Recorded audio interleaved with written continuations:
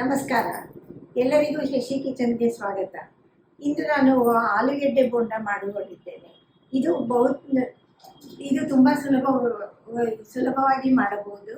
ಅಂಥ ಕಷ್ಟವೇನೂ ಇಲ್ಲ, 5 ನಿಮಿಷದಲ್ಲಿ ಮುಗಿಸಬಹುದು.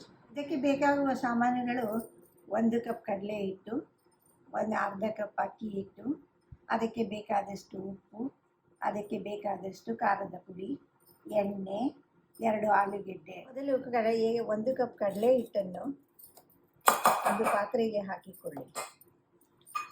ಅದಕ್ಕೆ ಬೇಕಾದ ಅರ್ಧ ಕಪ್ ಅಕ್ಕಿ ಹಿಟ್ಟನ್ನು ಅದಕ್ಕೆ ಬೆರೆಸಿ. ಈ ಅಕ್ಕಿ ಹಿಟ್ಟು ಯಾತಕ್ಕೆ ಬೆರೆಸ್ತಾರೆ ಅಂತಂದರೆ, ಸ್ವಲ್ಪ ಕ್ರಿಸ್ಪಿಯಾಗಿ ಗರಮ್ ಆಗಿ ಗರಿಗರಿಯಾಗಿ ಬರೋದಕ್ಕೋಸ್ಕರ ಬೆರೆಸ್ತಾರೆ.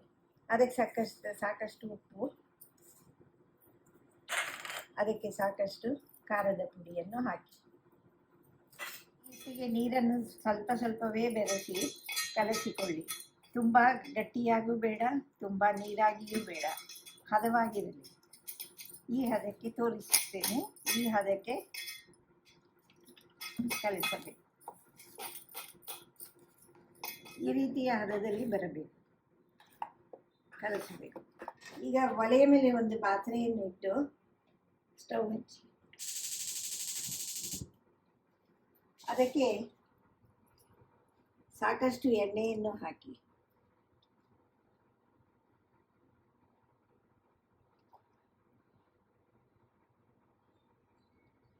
ಅದನ್ನು ಗೊತ್ತಾಗುತ್ತೆ ಎಣ್ಣೆ ಕಾದಿದೆಯೋ ಇಲ್ವೋ ಅಂತ.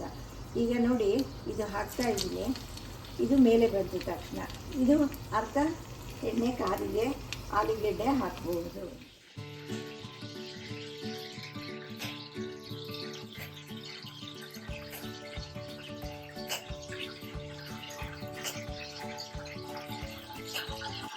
ಕಲಿಸಿರ್ತೀವಲ್ಲ ಅದರಲ್ಲಿ ಅದ್ದಿ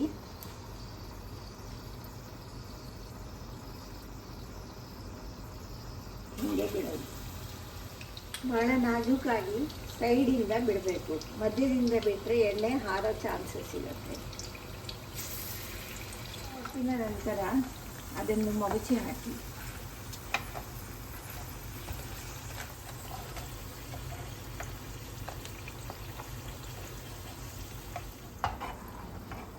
ಟಿಶ್ಯೂ ಪೇಪರ್ ಹಾಕಿ ಎಣ್ಣೆ ಹೀರಲು ಅವಕಾಶ ಮಾಡಿಕೊಡಿ. ಇದು ಬಹಳ ಈಸಿಯಾದ ರೆಸಿಪಿ, ಎಲ್ಲರೂ ಮಾಡಬಹುದು. ಈಗ ನೋಡಿ, ತಿಂದು ನೋಡಿದರೆ ಹೀಗೆ ಕರಮ್ ಅಂತ ಕರಗರಿಯಾಗಿ ಇರುತ್ತೆ. ಹೀಗೆ ಮನೆಯಲ್ಲಿ ಮಾಡಿಕೊಂಡು ರುಚಿಯಾಗಿ ತಿಂದು ನೋಡಿ. ನಿಮಗೆ ಈ ವಿಡಿಯೋ ತುಂಬ ಇಷ್ಟ ಆದರೆ ಲೈಕ್